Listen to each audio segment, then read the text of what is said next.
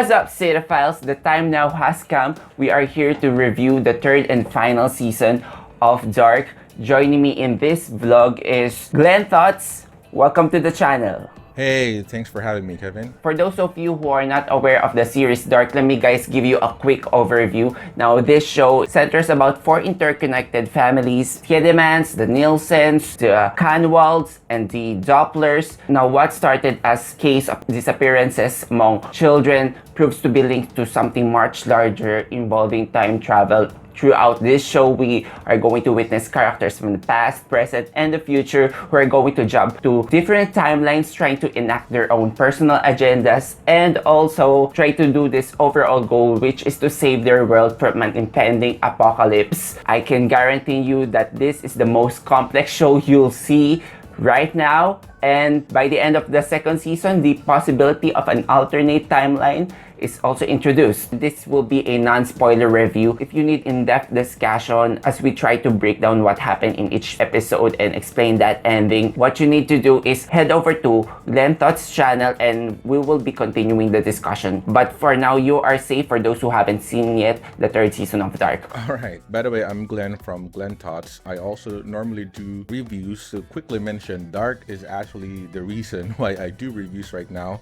I believe I watched the first season, right? Last July, I think, last year. It's super good to the point that I decided I need to tell people how awesome this show is. So I just decided I'm just gonna go to YouTube and create a channel myself and then pursue the people. So now 1 year after, season 3 is now introduced. You're the one who recommended to me this show, and the only reputation that I'm getting is this is the German version of the Stranger Things, which proved to be wrong. Yes. If the plot of the Stranger Thing is on, let's say, on a level of 7 for you, this is like next level, race to the ultimate power. This show really demands your full attention. I will understand if some people would be taken aback while watching this, because most of us were going to watch just to entertain. But I think this show really recognizes the people needing certain patterns, understanding the mystery, and it certainly lures you into this content. This is my first time doing a review of Dark, and I'm glad that I was able to do it on its final season, because I can never really in good faith say that I fully loved Dark in season 1 and 2 until I've seen everything come into a full circle.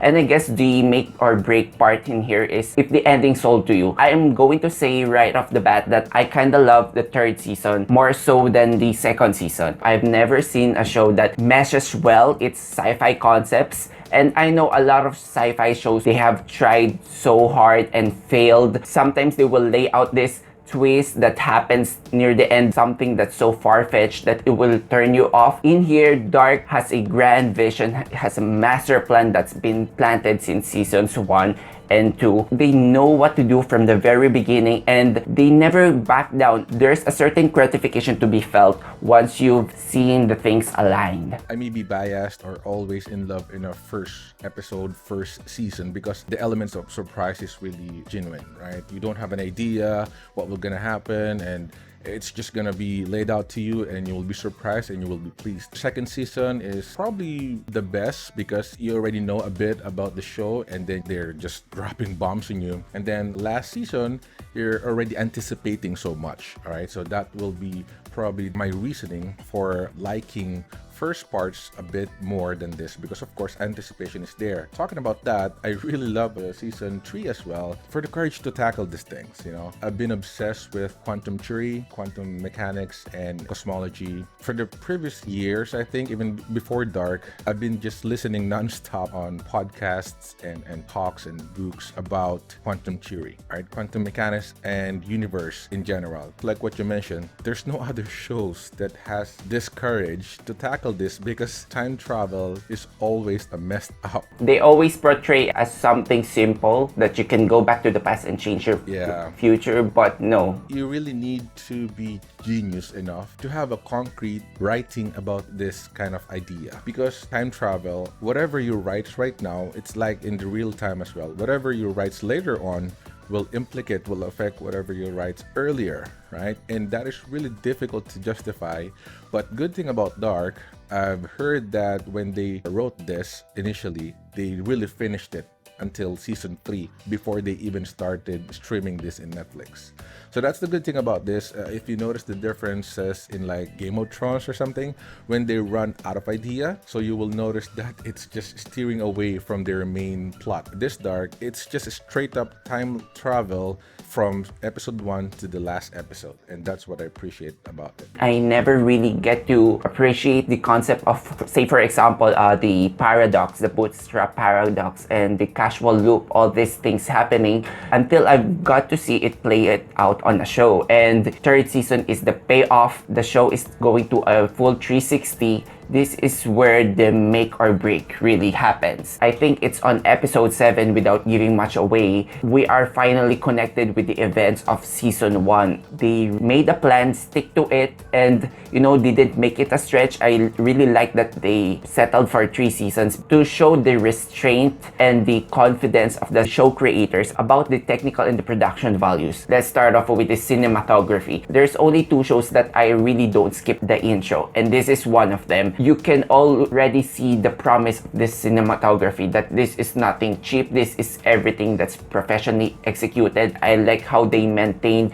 regardless of the timelines evolve, the sense of drab that will very much fit to the tragic themes of the show. The way they played with symmetry, how they planned even the dialogues, so it will be a callback from a previous scene. Also, the musical scoring, it's kept to a minimum, but I really like that it gets you hooked. The production values are always excellent. They capture the mood of each era, and I would like to applaud the costume and the makeup and styling and the casting director. I'm asking, where are they getting these people? Like, for instance, it's only up to the end of the show that I thought that the character played by Ulrich and his elder version are actually the same people and just put on with makeup, but they're actually different persons. Even though the younger versions, the moment you see them pop from the screen for the very first time, you're going to immediately tell, oh, looks like a younger version of this character in the present timeline. I absolutely agree. The production,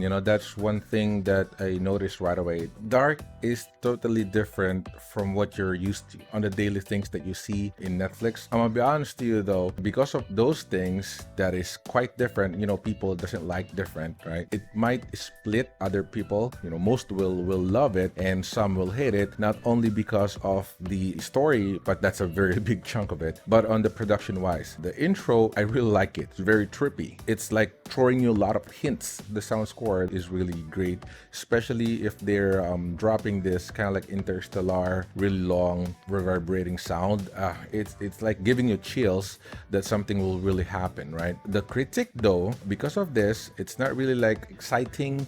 There will be times that you might grab your cell phone and just scroll on your Facebook, and if you're easily distracted, if you look away for a good minute, you already missed a lot, right? Yeah. So you're already screwed up. Already screwed up. It's like you don't know what happened. That's what I really applaud about it, because it's just ingenious to do that.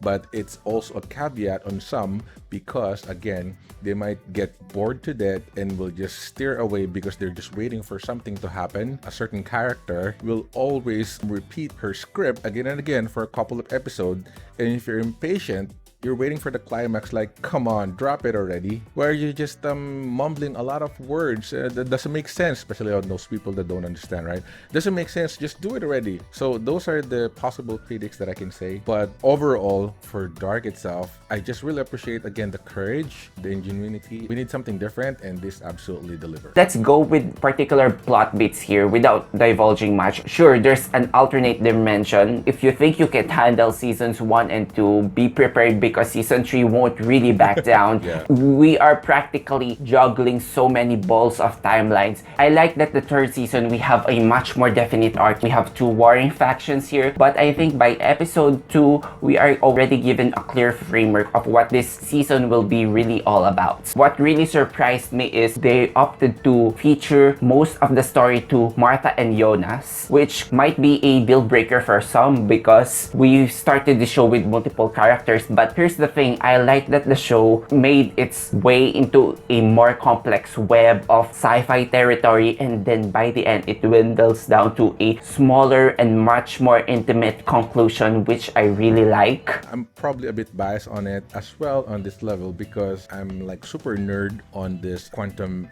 physics, quantum mechanics. There's a certain episode here. Tannhaus discussed the Schrodinger's cat, the Schrodinger's theory, the thought process. I was like geeking out. It was like, holy moly, finally it's on a TV, finally on the screen. I've been reading these things for quite some time and very less people give a damn about it. If you actually tackle quantum theory to the electron level, it's super interesting, as if you're just watching series like this that is just super interesting.